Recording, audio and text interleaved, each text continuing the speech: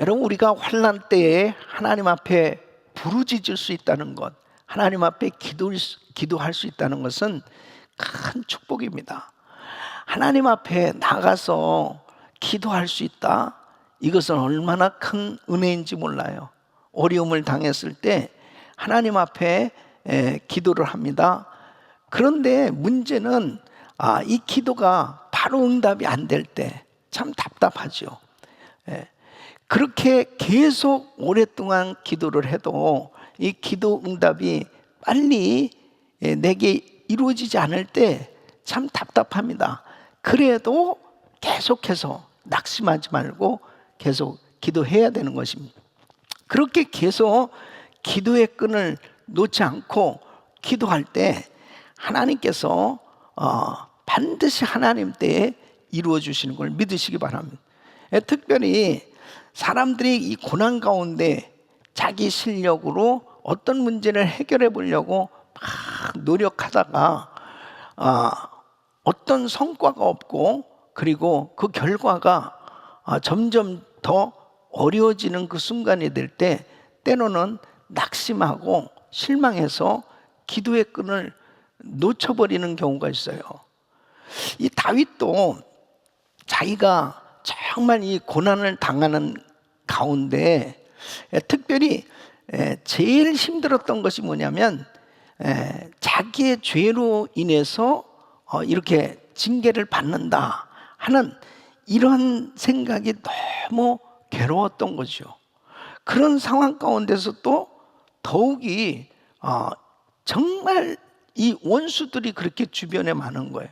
그 원수들이 자기를 조롱하는 것, 그리고 자기를 향해서 계속 아픈 상처를 건드리는 그런 고통스러운 위협을 당할 때 낭망할 수밖에 없는, 실망할 수밖에 없는, 그래서 기도의 끈을 놓쳐버리기 쉬운 그런 상황에 놓여 있을 때가 있었단 말이에요. 그럴 때도 다윗은 그 기도의 끈을 놓지 않고 계속 기도해서 결국 응답받게 되는 걸 볼 수 있습니다. 여러분, 이 시편 40편이 바로 그 내용이에요. 그래서 1절 말씀을 보면은 1절 말씀은 내가 여호와를 기다리고 기다렸더니 귀를 기울이사 나의 부르짖음을 들으셨도다.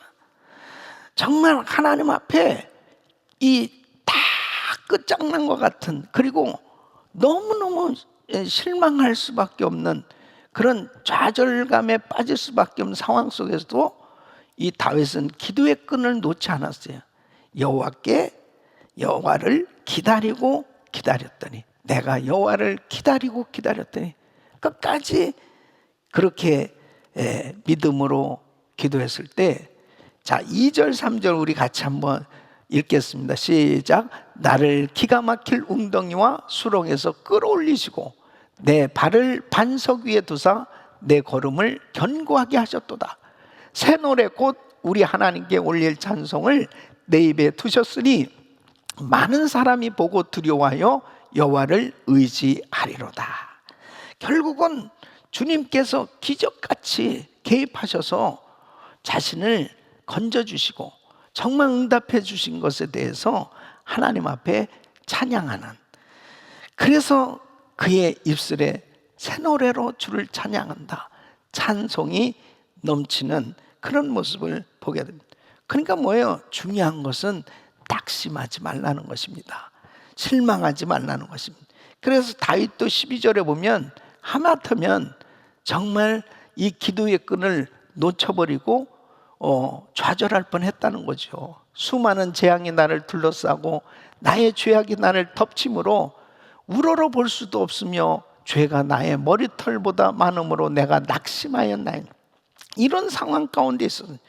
그래도 그는 실망하지 않고 끝까지, 좌절하지 않고 끝까지 기도를 계속한 거예요. 그래서 9절로 10절 보면은 우리 한번 같이 읽어보시죠. 시작. 내가 많은 회중 가운데서 의의 기쁜 소식을 전하였나이다. 여호와여, 내가 내 입술을 닫지 아니할 줄을 주께서 아시나이다. 내가 주의 공의를 내 심중에 숨기지 아니하고 주의 성실과 공의를 선포하였으며 내가 주의 인자와 진리를 많은 회중 가운데서 감추지 아니하였습니다. 그러니까 응답받은 것에 대해서 자신만 그냥 기뻐하고 자신만 그냥 알고 지난 게 아니고 회중들 가운데 많은 사람들 앞에 하나님이 하신 일을 간증했다는 거예요. 하나님께서 하신 일에 대해서 하나님은 참으로 위대하시다, 이렇게 나를 건져주셨다고 그렇게 선포했다는 것입니다. 우리 사랑하는 성도 여러분, 위대한 간증자들이 되셔야 돼요.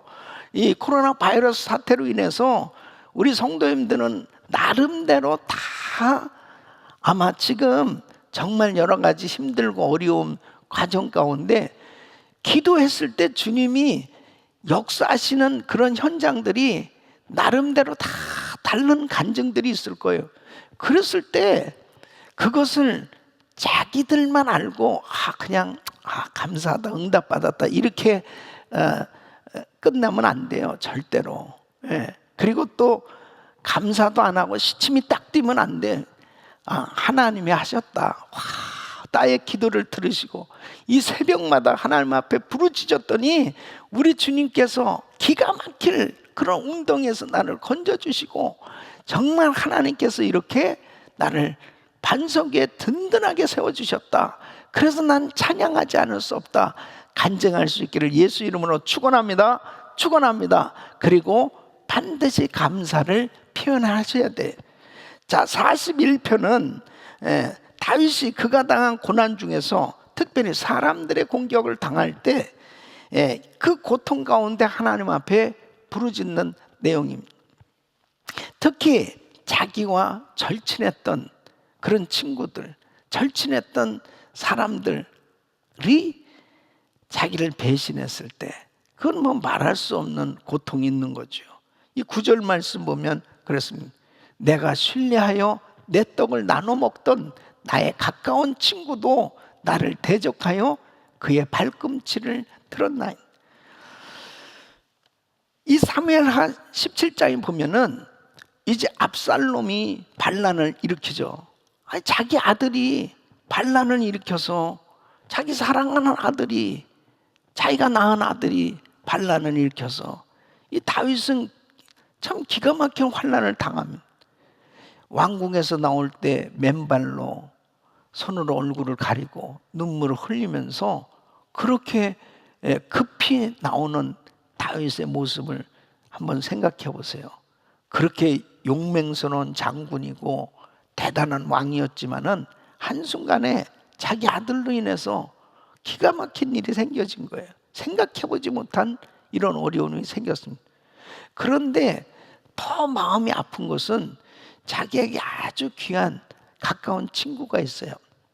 오늘 이 두 친구가 있는데 하나는 아이도벨이라고 하는 친구가 있고 하나는 후세라는 친구가 있습니다. 이 두 사람은 사실 보좌관과 같은 역할을 했습니다. 아주 지략가예요. 이 지혜가 많고, 그래서 항상 이렇게 전략 같은 것도 세우는데 큰 도움을 줬던 이 아이도벨이 배신을 해서 결국 그 아들 압살롬 편에 딱 선 거예요. 그리고 다윗을 죽이려고谋略을 꾸미는 거죠. 그래서 압살롬에게 이야기를 합니다. 자, 12,000명의 군사를 나한테 붙여주시면은 내가 지금 지치고 피곤해 있는 저 다윗의 군대를 쳐서 다윗을 그냥 죽이고 나라를 평안하게 만들어주겠다, 그런단 말이에요. 그러니까 그렇게 가까웠던 친구가 이렇게 배신합니다. 근데 이 후세는 사실은 다윗을 돕기 위해서 거짓으로 이 압살롬 편에 붙은 것처럼 가장을 해서 들어갔죠. 그래가지고는 아닙니다, 아이도벨의 그런 그 계획을 무산시키는 거예요. 다윗은 지금 상당히 화가 나 있을 뿐 아니라 용맹스러운 장군이고 그 주변에 대단한 사람들이 있는데 지금 바로 싸우면 안 됩니다. 그래서 강을 건너갈 수 있도록 그 시간을 충분히 벌어줘요.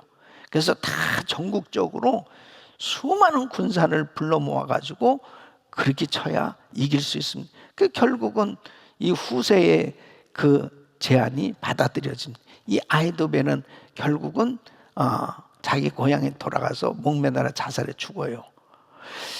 그런 사건이 있어요.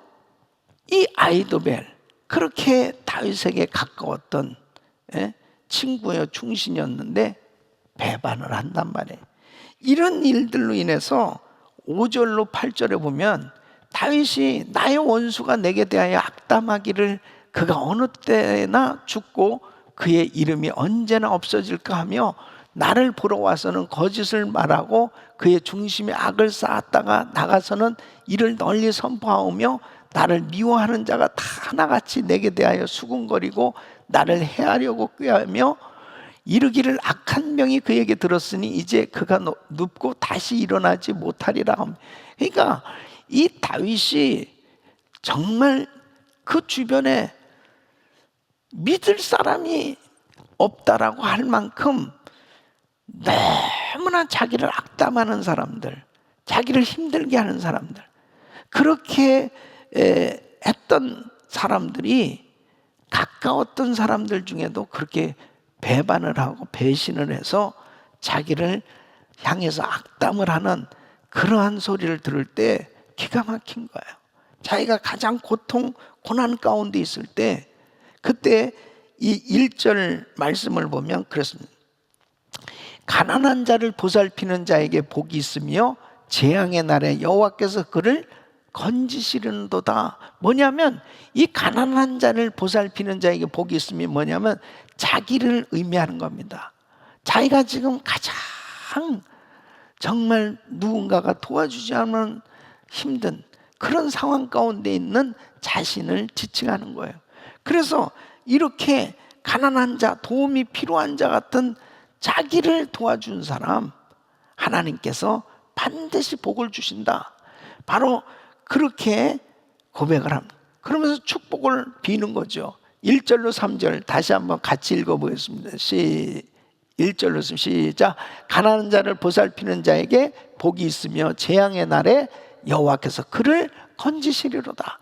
여호와께서 그를 지키사 살게 하시리니 그가 이 세상에서 복을 받을 것이라. 주여 그를 그 원수들의 뜻에 맡기지 마소서. 여호와께서 그를 병상에서 붙드시고 그가 누워있을 때마다 그의 병을 고쳐주시나이다. 축복을 하는 거예요.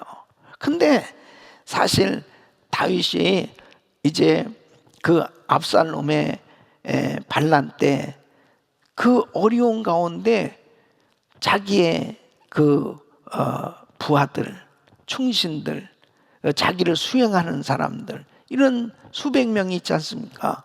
이 사람들과 함께 피신을 할 때 이 바실레라고 하는 노인이 있어요. 큰 부자입니다. 그 사람이 식량을 다 공급을 해주는 거예요. 그 가장 어려울 때, 사실 자기가 왕이지만은 뭐 왕궁에서 쫓겨나서 가장 어려운 상황에 있으니까 뭐 당장 필요한 것이 많이 있잖아요. 그래서 그 양식을 공급해 준 거예요. 얼마나 감사한지. 그래서 나중에 이제 다시 예루살렘으로 복귀할 때 이 바실레를 초청을 하죠. 그러나 그는 사양을 합니다. 근데 평생 기억을 하고 있어요, 다윗이. 그래서 자기가 죽을 때 솔로몬에게 부탁을 합니다. 그 바실레의 자손들을 잘 돌봐주라고. 또 역시 자기가 이렇게 힘들고 어려울 때 요나단이 도와줬잖아요.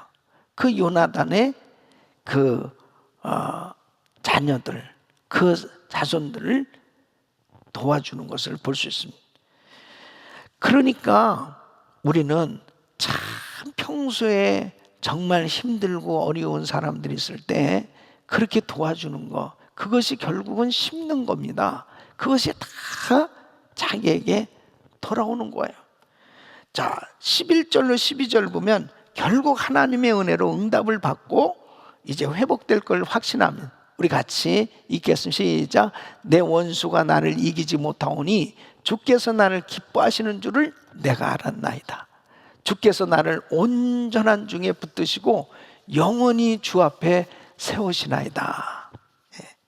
자, 42편은 이 고라자손의 시라고 써 있습니다. 이제 42편부터는 이제 2권으로 넘어가는데, 이 고라자손은 여러분 알다시피 이 고라는 이 반역을 해서 그의 조상들은 하나님의 징계를 받아 다 죽었지만, 이 고라의 후손들 그 자녀들은 이제 살려주셔서 하나님의 성전에서, 이 레위지판입니다. 하나님의 성전에서 찬양을 맡아서 섬겼던, 바로 예배를 도왔던 그런 사람들입니다.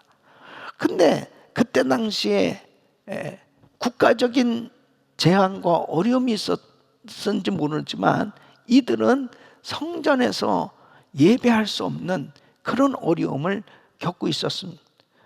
우리들 요즘 당하는 것처럼 대부분 교회 나와서 예배를 이렇게 못 드리잖아요. 그 6절 말씀 보면 그렇습니다. 6절에 보면은 내 하나님이여 내 영혼이 내 속에서 낙심이 되므로 내가 요단 땅과 헤르몬과 미살산에서 주를 기억하나이다. 그러니까 요단 땅, 헤르몬, 미살산은 이 레바논 지역의 북방 쪽이란 말이에요. 그러니까 결국은 어떤 연유인지 예루살렘 성전에 있어야 되는데 들어가질 못하고 빨리 피신을 나가 있는 상태가 된 것 같아요. 그러니까 이런 것이 한동안 계속 지속될 때 성전에서 하나님을 예배하고 찬양하고 그리고 그렇게 하나님 앞에 예배하는 걸 도와야 되는 이 직분을 감당하지 못할 때 그 괴로움, 그 고통, 그 안타까움이 있었던 거죠. 그래서 1절 말씀 보면 그렇습니다. 하나님이여 사슴이 시냇물을 찾기에 갈급한 같이 내 영혼이 주를 찾기에 갈급하나이다. 그러니까 하나님 나 예배하고 싶어요. 하나님 나 찬양 드리고 싶어요. 하나님 나 성전에 가서 예배하고 싶어요. 요즘 우리 성도님들이 이 성전에 나오지 못하니까 목사님 정말 이렇게 파킹라스에서라도 가서 좀 예배하면 안 되겠습니까? 막 그런 카톡들이 참 저도 참 마음이 안타까워요. 너무 힘들죠. 그러니까 이렇게 온라인으로 예배를 드리고 있으니까 이 성전이 얼마나 그립겠어요. 그러니까 이 고라 자손들도 하나님의 예배를 맡은 사람들이 성전에 나오질 못하니까 그 마음 가운데 갈급한 이 사슴이 시냇물을 찾기에 갈급하나, 그렇게 목말라 하는, 그 영혼이 주를 찾기에 목말라 하는 그런 상태를 말하고 있습니다. 이런 가운데서 이 시편 기자는 자기의 영혼을 향해서 명령하는 걸 볼 수 있습니다. 자, 5절 말씀 보면 우리 한번 같이 읽어보면 시작. 내 영혼아 내가 어찌하여 낙심하며 어찌하여 내 속에서 불안해하는고. 너는 하나님께 소망을 두라. 그가 나타나 도우심으로 말미암아 내가 여전히 찬송하리로다. 또 11절에도 똑같이 말씀하고 있습니다. 내 영혼아 내가 어찌하여 낙심하며 어찌하여 내 속에서 불안해하는가. 너는 하나님께 소망을 두라. 나는 그가 나타나 도우심으로 말미암아 내 하나님을 여전히 찬송하리로다. 여러분, 이 시편 기자들처럼 낙심하고 실망하고 좌절할 수밖에 없는 상황 가운데 절대로 낙심하지 말고 하나님 앞에 부르짖을 수 있기를 바랍니다. 내 영혼아 하나님을 찬양할지어다. 내 영혼아 어찌하여 낙심하며 낭망하는고. 하나님께 소망을 두라. 하나님께서 나타나셔서 나를 도와주실 것이다. 이렇게 선포하시기를 바랍니다. 이렇게 하나님을 향해서 찾고 구하고 간절히 하나님 앞에 기도할 때 이 낙심과 좌절을 이기고 그 찬양하기를 바라는 그 소원대로 하나님의 전에서 찬양하며 그리고 승리하는 놀라운 은혜가 있을 줄로 믿습니다. 43편은 역시 마찬가지로 42편처럼 똑같이 이렇게 계속해서 이어지는 거예요. 좌절하고 낙심할 수밖에 없는 이런 상황 가운데서 하나님 앞에 부르짖는 기도의 내용입니다. 자, 이렇게 좌절할 수밖에 없는 이런 상황 가운데서 하나님 앞에 응답을 받을 수 있는 그런 이 기도의 비결, 이 좌절을 이길 수 있는 이 기도는 바로 서원 기도입니다. 하나님 앞에 단판을 짓듯이 소원하면서 기도하는 겁니다. 그래서 3절로 4절 보면 이 시편 기자는 이렇게 소원을 합니다.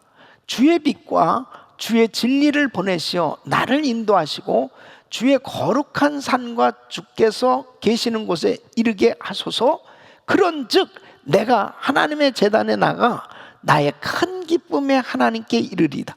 하나님이여 나의 하나님이여 내가 수금으로 주를 찬양하리다.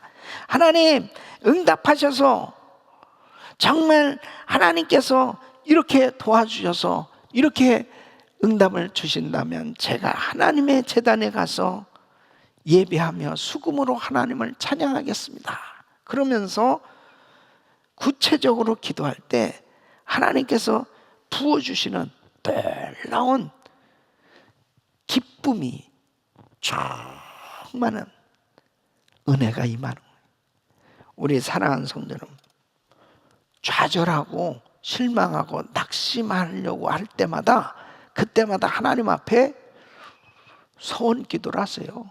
주님, 내 이 문제를 해결해 주시고 하나님께서 이 가운데서 나를 건져주시고 나를 고쳐주시고 하나님께서 이렇게 해주시면 하나님 제가 이 몸을 가지고 하나님을 영화롭게 해드리겠습니다.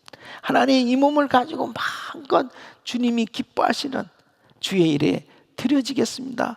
쓰여지기를 원합니다. 하나님 나의 사업장이 그렇게 주님 앞에 쓰임받기를 원합니다. 우리 자녀가 그렇게 쓰임받기를 원합니다.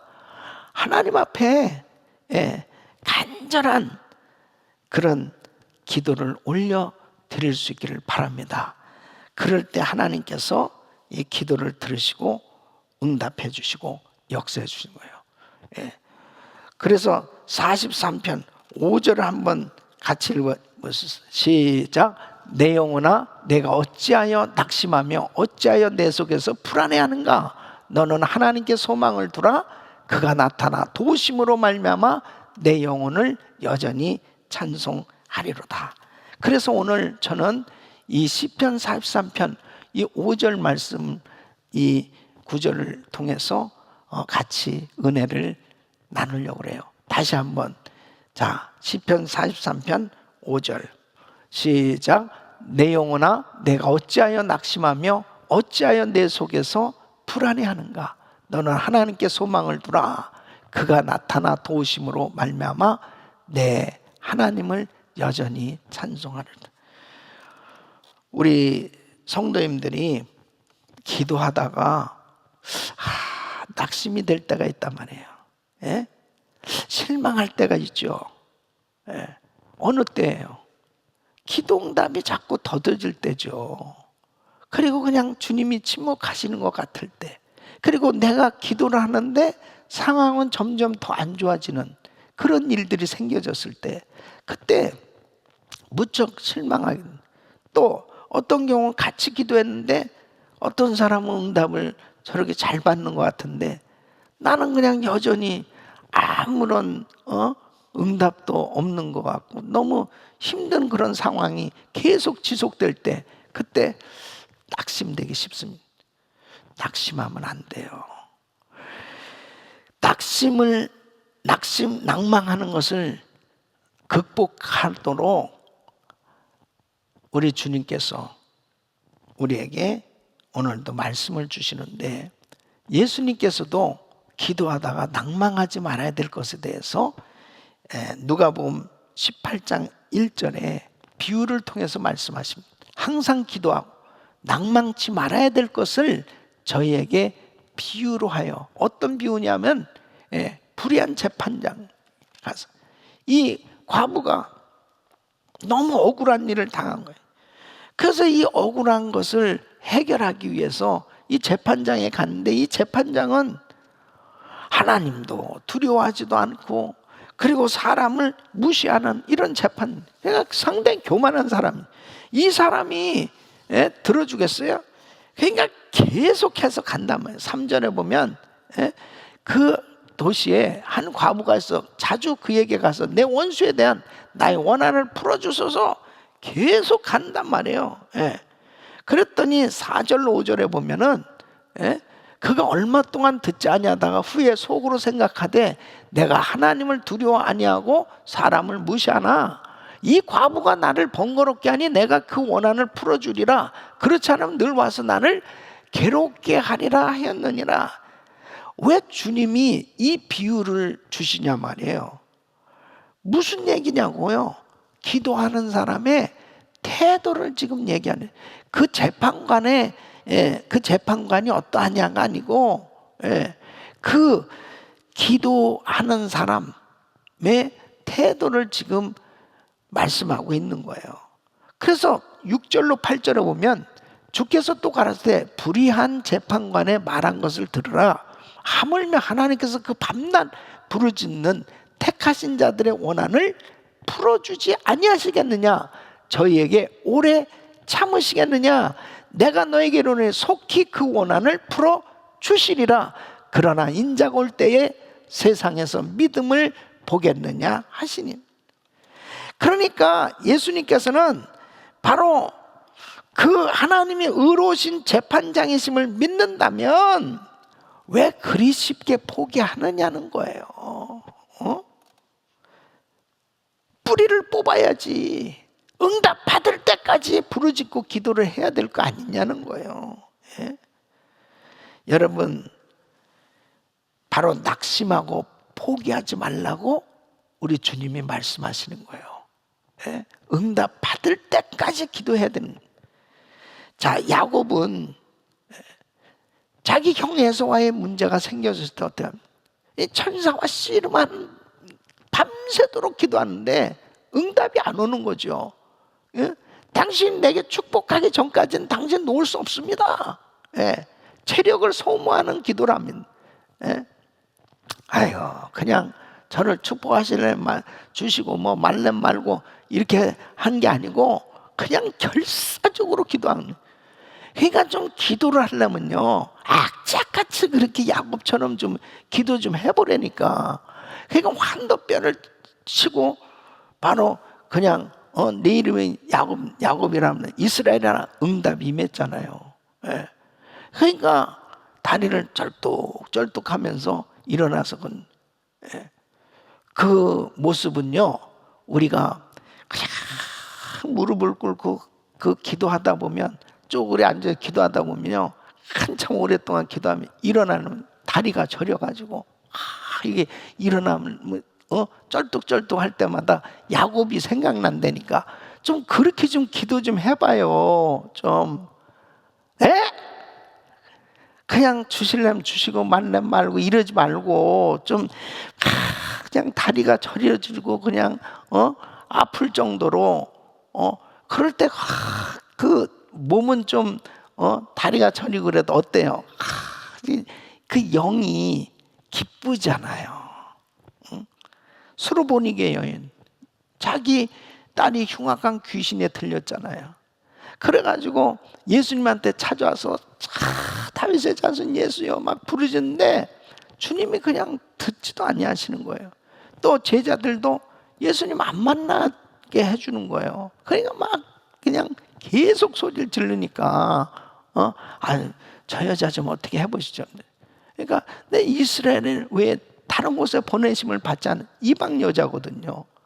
매도 막 그냥 저를 좀 기억해달라고, 저를 좀 만나달라고, 내 딸 좀 고쳐달라고 막 그러니까 자녀의 떡을 취하여 개들에게 던짐이 마땅치 않다고.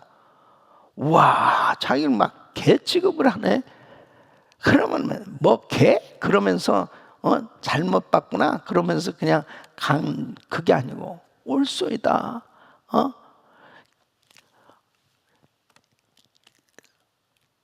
자녀의 떡을 취하여 개들에게 던짐이 마땅치 않다니까 개들도 그 자녀들이 먹는 상에서 떨어진 부스러기라도 그렇게 주인의 상에서 떨어진 조각을 먹습니다 라고 포기하지 않는 거예요. 그래요, 그래, 괜찮습니다. 뭐 개라고 그래도 괜찮습니다. 자녀들의 상에서 떨어진 것들 부스러기도 먹나이다. 그러면서는 여자여, 내 믿음이 크도다. 내 소원대로 될지어다. 그 시로 그 여자의 딸이 깨끗이 난 거예요. 뭐 좀 기도 좀 하다가 무슨 시험 들 만한 일, 자존심 상한 일, 안 좋은 일 생기면 그냥 중단해버린. 결국은 내 딸이 고침받는 것이 중요한 거예요. 이것을 지금 주님이 말씀하시는 겁니다. 낙심하지 말라는 거예요. 그냥 중간에 포기하지 말라는 거예요. 불태진의 기도, 배수진을 친 기도 반드시 승리하게 되는 줄로 믿습니다. 그래서 이때마다 내 영혼아 내가 어찌하여 낙심하고 어찌하여 낭망하는고 그러면서 자기 영혼을 향해서 계속 명령하란 말이에요. 그러면서 불태진의 기도를 하는데 중요한 게 있어요. 바로 이렇게 기도할 때 어떻게 확신을 가지고 기도해야 되냐, 무엇을 확신해야 되냐, 그래야 불태진의 기도가 되는 거예요. 포기하지 않고 어떤 어려운 상황에도 포기하지 않고 계속해서 집중해서 기도할 수 있는 방법이 뭐냐? 첫째는 하나님의 약속은 이루어진다는 확신. 믿습니까? 하나님의 약속은 이루어진다.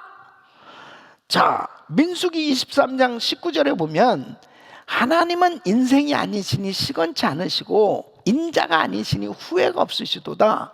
어찌 그 말씀하신 바를 행치 않으시며 하신 말씀을 실행치 않으시랴. 하나님의 약속은 반드시 이루어진다니까요. 히브리서 6장 14절 15절 가라서 내가 반드시 너를 복주고 복주며 너를 번성케 하고 번성케 하리라 하셨더니 저가 이같이 오래 참아 약속을 받았느니라. 결국 아브라함에게 약속하신 것 시간이 걸렸지만 결국 이루어졌잖아요. 하나님이 약속하신 거거든. 하나님의 약속은 반드시 이루어져요. 그러니까 우리가 그냥 맹목적으로 막 불태진의 기도를 하는 게 아닙니다. 맹목적으로 매달리는 게 아니에요. 하나님 말씀 붙들고 매달리는 거예요. 그 하나님의 약속은 반드시 이루어지기 때문에, 하나님의 약속은 진리이기 때문에 그 약속을 붙들고 기도하는 겁니다. 그래서 요한복음 15장 7절에는 너희가 내 안에 거하고 내 말이 너희 안에 거하면 무엇인지 원하는 대로 구하라. 그리하면 이루리라. 할렐루야. 하나님의 말씀을 붙들고 기도하는 겁니다. 불태진의 기도를 하는데 아무것도 없이 그냥 기도하다 보면 맥이 확 빠져요. 그러나 하나님이 이렇게 약속이 돼 있지 않습니까? 이 약속을 붙들고 기도하는 거예요. 두 번째는 하나님은 나를 도와주신다는 확신을 가지셔야 돼. 하나님 내 편이에요. 하나님 나를 도와주신다니까. 역시 말씀에 이사야서 41장 자 10절 우리 같이 시작. 두려워 말라 내가 너와 함께하며 놀라지 말라 나는 네 하나님이 됨이라. 내가 너를 굳세게 하리라. 참으로 너를 도와주리라. 참으로 나의 의로운 오른손으로 너를 붙들리라. 아멘. 주님이 여러분을 도와주시는 걸 믿습니까? 하나님은 나를 도와주신다니까요. 하나님 나를 도와주세요. 이 코로나 바이러스 이 엄청난 환란의 때에 주님은 우리 성도들 도와주신다니까 이 하나님의 이 약속의 말씀 붙들고 하나님께서 나를 도와주신다는 이 확신을 가지면 어떻게 돼요? 불태진의 기도를 할 수 있는 거죠. 예. 세 번째, 기도는 응답된다는 확신을 가지셔야 돼요. 믿습니까? 기도는 반드시 응답됩니다. 자, 마가복음 11장 24절 시작. 그러므로 내가 너에게 말하노니 무엇이든지 기도하고 구하는 것은 받은 줄로 믿으라. 그리하면 너에게 그대로 되리라. 구하는 것은 뭐 하라고요? 받은 줄로 믿으라. 받은 줄로 믿으라. 받은 줄로 믿으라. 1000번째 우리 기도 받은 줄로 믿으라. 우리 100일 새벽 기도에 100일 릴레이 금식 기도 받은 줄로 믿으라. 그리하면 그대로 되리라. 이 약속을 붙들고 불태진의 기도를 하는 거예요. 상황은 더 안 좋아지고 상황이 더 점점 나빠지고 상황이 더 힘들어지고 계속 지연되는 것 같아도 하나님의 약속을 붙들고 하나님의 약속은 반드시 이루어진다. 하나님은 나를 도와주신다. 하나님께서 내 기도를 들으시고 반드시 응답하신다. 이 확신을 가지고 끝까지 포기하지 마시고 매달리시기를 예수 이름으로 축원합니다. 이렇게 부르짖고 나갈 때 하나님께서 반드시 역사해 주실 텐데 하나님께 찬양을 올려드리는 그런 위대한 간증자로 우리 귀한 성도님들이 세워질 수 있기를 예수 이름으로 축원합니다.